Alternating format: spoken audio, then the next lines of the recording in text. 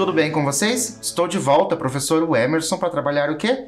Literatura, para a gente conhecer novos textos, novos autores, viajar pelas histórias, nos fazermos de alguns personagens, que isso é bem gostoso quando a gente consegue ali entrar naquele personagem, sentir aquele personagem e, claro, viajar por todos os lugares que as histórias nos oferecem, que a gente sabe muito bem que por meio da literatura a gente pode fazer o quê? Viajar sem sair do lugar. E claro que antes de nós iniciarmos a nossa aula de hoje, antes de nós iniciarmos o nosso texto, vamos fazer uma viagem sem que a gente saia do lugar? Então a gente vai começar e eu trago para vocês o quê?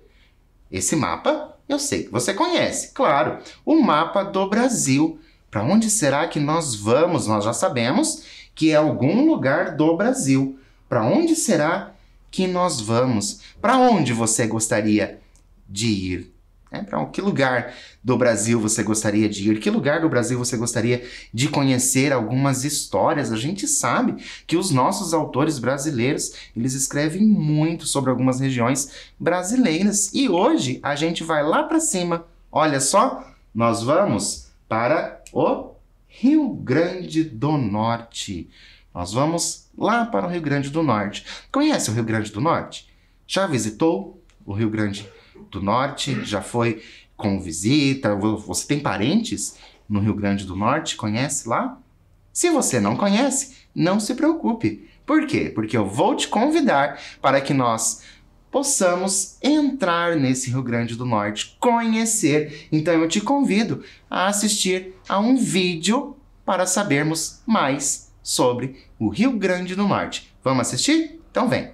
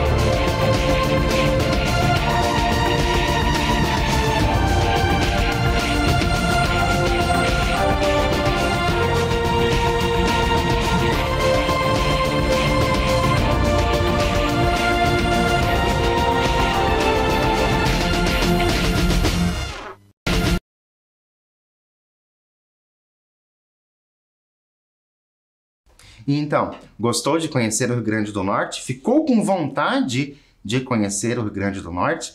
Parece um lugar tão bonito, né? Com aquelas praias, aquelas viagens que eles fazem, e aqueles pratos que aparecem. Então, o Rio Grande do Norte parece oferecer ali muita coisa, mas também nos oferece o quê? Muita cultura. Rio Grande do Norte não é somente praia, não. Nós temos cultura, bastante cultura nesse lugar. E nós estamos falando do Rio Grande do Norte, por quê? Porque o nosso autor de hoje, ele é o Márcio Benjamin.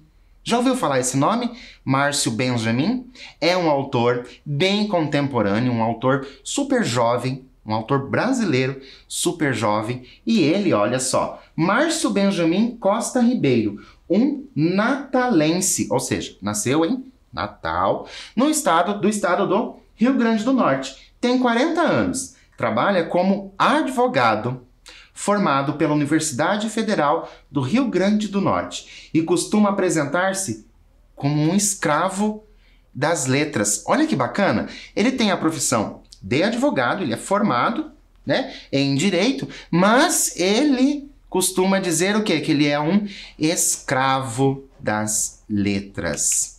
Desde os 13 anos, é metido com lápis e papéis, tentando mostrar aos outros um pouco do que se passa em sua cabeça. Sabe o que eu gosto bastante desse autor, o Márcio Benjamin? Porque olha só, desde os 13 anos, mais ou menos a idade de vocês. Então conseguem perceber que vocês também podem ser escritores e, como o Márcio, colocar o quê? Colocar no papel aquilo que passa na cabeça. Não é bacana? Lá, desde os 13 anos, ele faz essa escrita. E hoje já com 40. Participante usual de antologias de terror, também já fez muita gente rir com suas ácidas peças de teatro.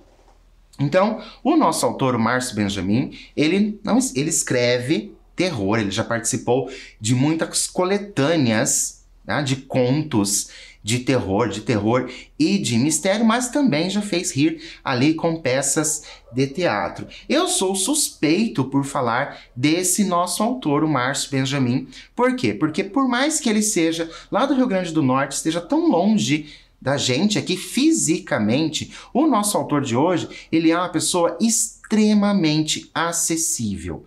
É super fácil você falar com ele, ele sempre te responde, ele manda e-mails, ele responde você nas redes sociais. Então, se vocês gostarem do conto, eu tenho certeza que vocês vão gostar do conto que nós vamos trabalhar hoje. Entre em contato, elogie o autor. Por quê? Porque ele é realmente uma pessoa extremamente acessível e nos cedeu, olha só, nos cedeu o conto de hoje. Trouxe para vocês algumas das obras do Márcio. Ele escreveu Fome. Percebam como nós temos ali já uma ideia do quê? Nós temos uma ideia de terror, né? Parece ali que nós vamos trabalhar um pouco sobre zumbis. Depois ele tem Maldito Sertão e Agouro. Então ele tem essas obras dele que estão disponíveis aí à venda na internet. São obras de contos, então é bem interessante, porque são histórias menores. A gente já viu algumas características dos contos, nós sabemos que são histórias menores, que vão trazer ali poucos detalhes, né? Os personagens, eles têm poucos detalhes. Toda a história vai girar em torno de um único acontecimento. Então isso é bem interessante, né? Fica ali mais fácil para você fazer a leitura. E a gente vai começar a pensar no que nós vamos ler hoje. E é claro que para a gente pensar no que nós vamos ler hoje, a gente tem que pensar o quê? Primeira coisa, nós vamos tentar descobrir o título. Trouxe para vocês duas coisas.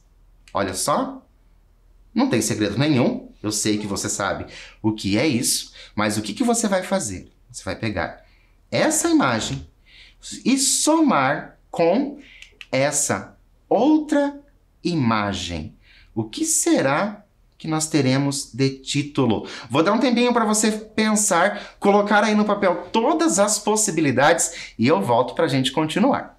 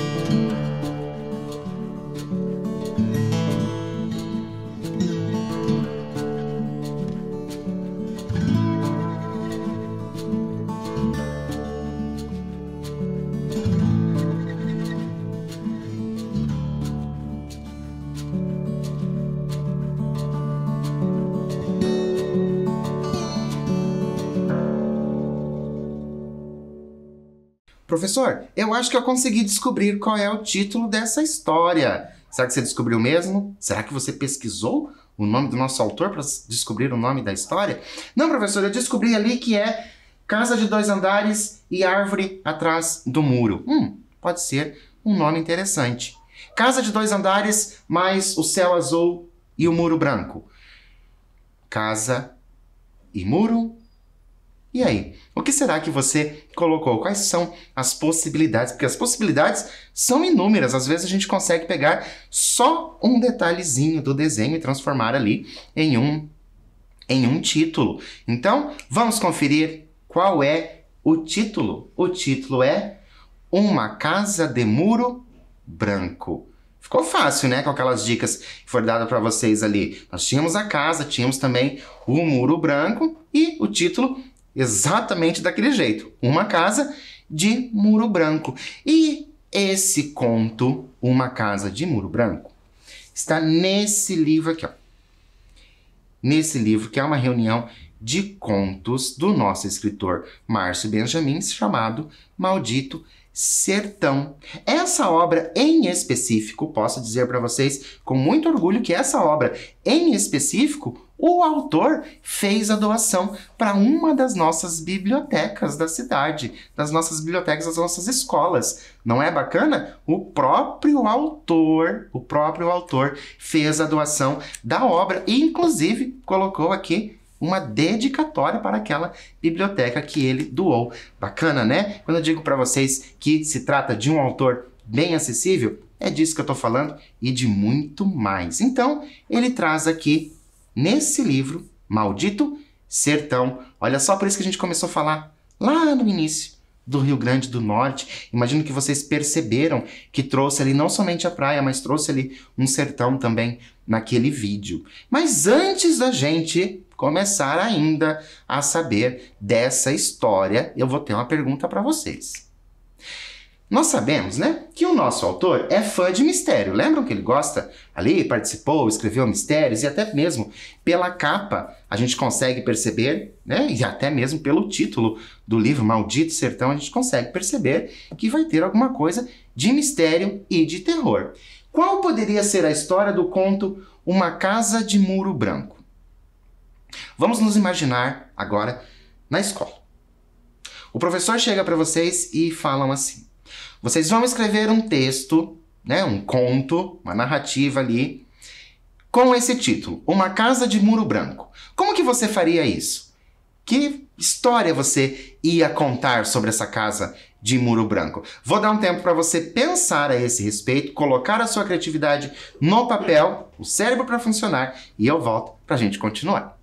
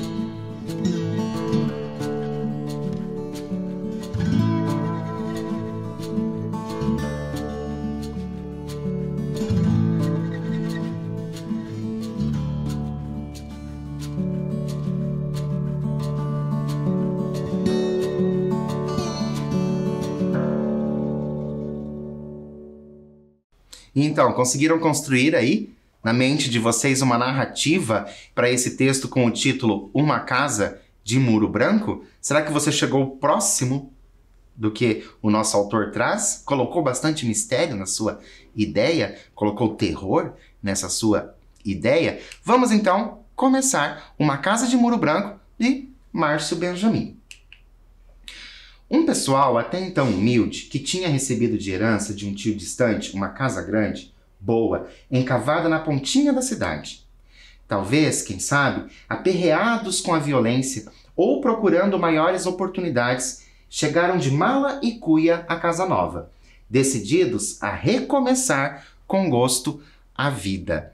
Já aconteceu isso com vocês, com alguém que vocês conhecem, de se mudar de algum lugar para o outro, com essa ideia de recomeçar a vida? É o que vai acontecer, então, aqui com os nossos personagens. Já percebemos que eles receberam essa casa de herança e com desejo, né, de mudar. E nós temos também, na linguagem desse nosso autor, algo muito característico dele, que é trazer a linguagem ali que eles realmente falam, a linguagem coloquial. Lembrando que se nós estamos falando de conto, o conto é aquele tipo de texto, aquela ideia de texto, é aquele texto que você vai ler e parece que você está ouvindo alguém te contar. Então, por isso, essa linguagem muito mais tranquila, uma linguagem muito mais suave. Mas vamos continuar a história, professor, porque eu estou interessado, porque se trata de mistério, se trata de terror, e eu sou dessas pessoas que gostam dessas histórias. Então, vamos lá. A tiracolo trazia umas pequenas bugigangas, um menino pequeno demais para sentir saudades e muita vontade de trabalhar. Foi suficiente, porque pretendiam abrir uma sorveteria, ainda novidade no interior daqueles tempos. e começar a fazer dinheiro se aproveitando daquela agonia que era o mormaço do sertão. Com muito trabalho à vista e a falta de mão de obra, a mulher, contrariando o pensamento da época, precisaria colocar o pé no batente e ajudar o marido na loja. E o menininho não podia ficar só. E agora a gente já vai pensar. Nós lemos ali uma introdução, vimos os nossos personagens chegarem na cidade, só que eu tenho uma pergunta. Já é possível imaginarmos em que época a história se passa? Será que você conseguiu perceber ali? Por quê? É possível? Ó, já vou dizer para você. É possível, ok? E por que é possível? O que nós lemos no texto até agora que é possível a gente identificar mais ou menos, não precisa ser a data correta, identificar mais ou menos quando se passa a história. Vou dar um tempo para você lembrar o que nós lemos, escrever aí e eu já volto.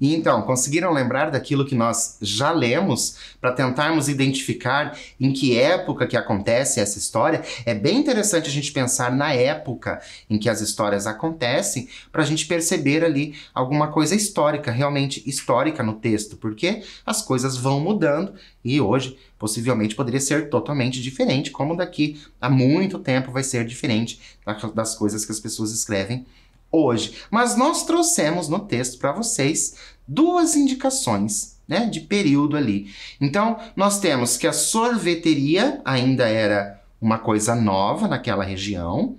Então, a sorveteria para nós, né, nos dias de hoje, nós temos sorveterias assim, espalhadas pelas cidades. Então, a gente sabe que quando começou, então, já faz muito tempo. E tínhamos também uma informação bem importante, que é uma informação histórica, inclusive, que é a questão da mulher não poder trabalhar. Lembram que a mulher, contrariando o pensamento da época, ela iria trabalhar. Então, a gente está falando aí, próximo ali, talvez, da Segunda Guerra Mundial, nesse período aí, quando as mulheres começaram realmente, efetivamente, né, conseguiram ali trabalhar. Então, é interessante a gente pensar nessas ideias, até mesmo para a gente pensar a respeito de como essa história se desenrola. Então, a gente já tem, nesse momento, uma ideia de tempo. Ah, professor, mas eu não entendi. Eu não sei que tempo está acontecendo. Então, faz o seguinte, pense que faz muito tempo mesmo que essa história aconteceu. Resolveram o problema trazendo mais uma novidade para aquela cidadezinha ainda tão provinciana e contrataram uma menina para tomar conta da criança. Lembram? A criança não podia ficar sozinha, como que a mulher ia ajudar na sorveteria se a criança não poderia ficar sozinha? Então, contrataram alguém, olha, uma menina.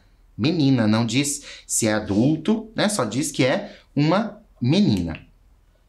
Eliane era mocinha, filha de pai perdido no mundo e mãe lavadeira. O convite para ganhar algum dinheiro veio como uma bênção. Claro, nós temos ali uma mocinha, tem esse pai, né, perdido. Claro que ganhar dinheiro numa cidadezinha pequena e provinciana, como já foi dito, é muito importante. Claro que vem ali de bom grado aquele dinheiro. Pedro Henrique, apesar de ter nome de criança traquina, era menino bom, educado e obediente. Estava na fase das perguntas, que, vez em quando, lascavam a cabeça do povo. Olha só que interessante que traz. Pedro Henrique, apesar de ter nome de criança traquina. Ah, professor, mas eu me chamo Pedro Henrique, mas eu não sou traquina. Eu sou um menino bom. Não fico fazendo aí muita traquinagem por aí. Né? Então ele lá, né, ele coloca que Pedro Henrique é nome de menino travesso. E você? Você chama Pedro Henrique? Você é travesso? Você concorda com o nosso autor? Não concorda? Você acha que você é bonzinho demais, que não tem nada de traquinagem? Mas olha só, estava na fase das perguntas. O nosso menino estava na fase das perguntas. Por isso, por falar em pergunta, eu tenho mais uma para vocês. Para termos uma ideia da idade da criança, precisamos saber em que fase é a idade das perguntas. Né? Porque a gente sabe ali que se trata de um menininho, mas a gente não tem uma ideia de idade. Lembra? Um conto. O conto ele não vai dar muitos detalhes sobre os personagens, tá? Qual é essa fase? Qual é a fase das perguntas? Você se lembra dessa fase das perguntas? Com certeza você passou por essa fase das perguntas. Coloque aí, mais ou menos, qual a idade que se tem essas crianças. Se você não se lembra, pergunte para alguém que está aí próximo a você, que você consiga questionar sobre essa fase das perguntas. Vou te dar um tempo para isso e eu volto para a gente continuar.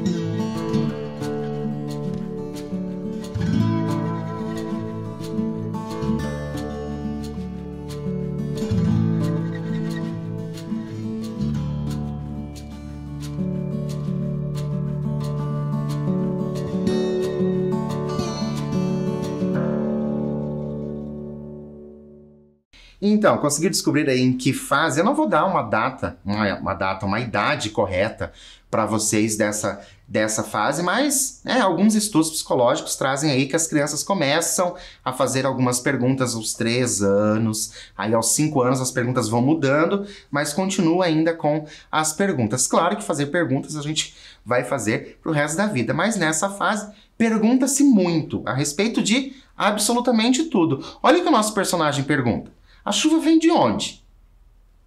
Por que fica de noite? São perguntas bem infantis. Eliane, analfabeta de pai e mãe, tentava responder às dúvidas do menino da melhor forma possível, mas acabava até achando graça e enrolando-o com suas cantigas de roda e histórias para dormir. Até que começou. E agora a gente vai colocar a nossa criatividade. Até que começou. O que poderia ter começado? Lembram? História de mistério, história de terror. Vou dar um tempo para você criar aí o que poderia ter começado e eu volto para a gente continuar.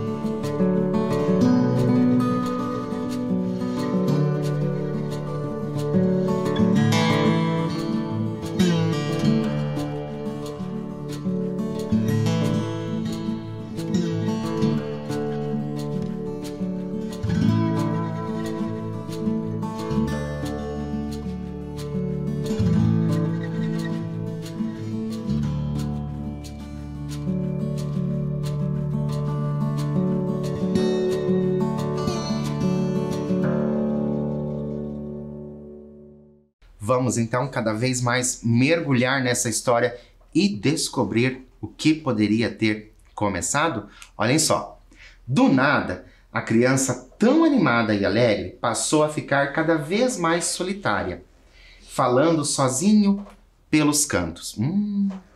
Uma vez tão sorridente, já não achava mais graça em nada, deixando de lado até os quitutes do interior.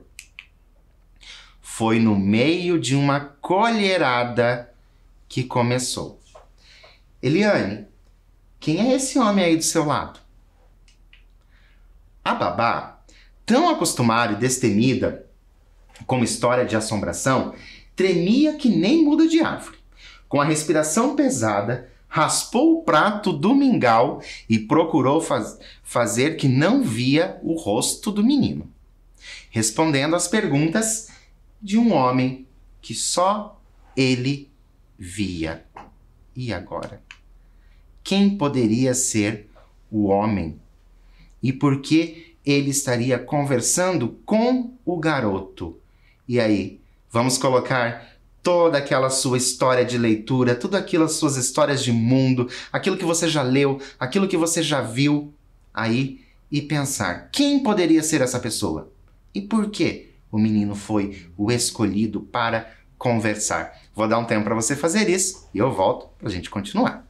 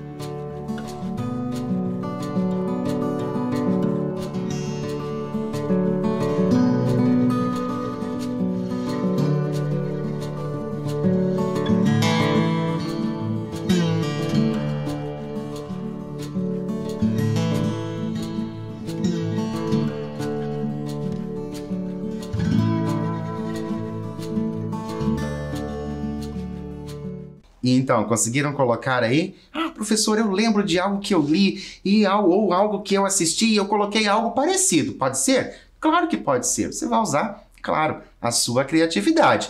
Mas existe esse homem na nossa história e a gente vai tentar descobrir quem é ele. Foi quando Pedro Henrique começou a responder perguntas sobre ela que a mocinha perdeu o juízo de vez e não teve vergonha de chorar. Tá chorando, Eliane? Sem responder. Eliane só teve forças para pegar o menino pelo braço e deixar a casa. Escanchado nela, Pedro Henrique deitou a cabeça em seu ombro e, virado para trás, deu tchau ao Senhor, que não passou da porta. Olha uma informação importante. Por que o homem não vem com a gente, Eliane? Aliviada, Eliane quase corria. Só parou, enfim, no patamar da igreja. Sentada no degrau, sem saber muito o que fazer, alisava os cabelos louros de Pedro Henrique. Eliane, o que o velhinho está fazendo em pé ali na praça? Angustiada, tentava decifrar no ar as pessoas que o menino dizia ver. Eliane, por que o homem está apontando para você? Já mandando a sua tranquilidade embora, Eliane precisou entrar na igreja. Precisou varrer para o lado o medo de que lhe achassem louca e cruzou as portas de madeira. O padre, já velho, de primeiro duvidou. Mas foram tantos os detalhes da aparição que em pouco tempo ele identificou as formas de seu Aderbal, um fazendeiro com ar de amarrado que tinha morrido fazia muito tempo. com a promessa de que não dissesse a ninguém, prometeu que a missa daquela noite ia ser em ação de graças ao velho e sua família. Eliane, agradecida, beijou as mãos do padre e agradeceu. Só pediu que ele não entrasse tanto em detalhes, porque podia assustar o menino. Que menino? Perguntou o padre. E agora? Que menino? Pedro Henrique, um menino pequeno ainda, com cachinhos loiros de anjo e uma mania de perguntar tão típica da sua idade. Pedrinho, neto de seu Aderbal. Olha, a gente já tem a resposta lá do início, que como seu pai e sua mãe tinha morrido em um terrível acidente de avião quando vinham conhecer o avô. Espera aí, professor. Vamos retomar um pouquinho o que já foi lido, porque eu tô ficando perdido. Lá no início, vinha uma família naquela casa de muro branco com o Pedrinho. O Pedrinho e a família aconteceram o quê? Um acidente de avião. E o seu Aderbal, a gente já sabe que morreu faz muito tempo. E agora? Faltou um fiapo para Eliane enlouquecer. Saiu desembestada de dentro da igreja e foi direto para casa fazer as malas. Ia embora. Até eu iria embora. Aquela noite, o povo da cidade não entendeu muito bem quando o padre começou a rezar a ação de graças. Todo mundo no interior se conhecia e seu Aderbal não tinha mais parentes vivos que pudessem ter pedido a missa. Talvez o padre andasse doido. Quem sabe? Maluco, como Eliane, que foi vista atravessando a cidade de mãos dadas com o vento, conversando com ninguém na porta da casa de seu Aderbal. Eliane, que no outro dia pegou o primeiro ônibus para a capital. Com a cabeça encostada no vidro da janela, a mocinha se despedia da mãe, que enxugava um choro aliviado. Aquele interior tinha acabado faz tempo. O interior já não servia mais para Eliane. Quem sabe, em breve, ela não ia ter um cantinho na casa de sua filha, lá na capital. As lágrimas de Eliane deram lugar a um desespero sem nome quando ela percebeu, com as mãos no ombro de sua mãe, o que tinha restado de seu Aderbal. E sentiu na poltrona vazia ao seu lado uma pressão de pequeninos dedos que seguravam a sua mão. A nossa história terminou. A Eliane saiu da cidade, mas por que você acha que Pedro Henrique e seu Aderbal apareceram para Eliane? De acordo com o que a gente leu, por que você acha que somente para Eliane? Vou dar um tempo para você escrever aí e eu volto para a gente continuar.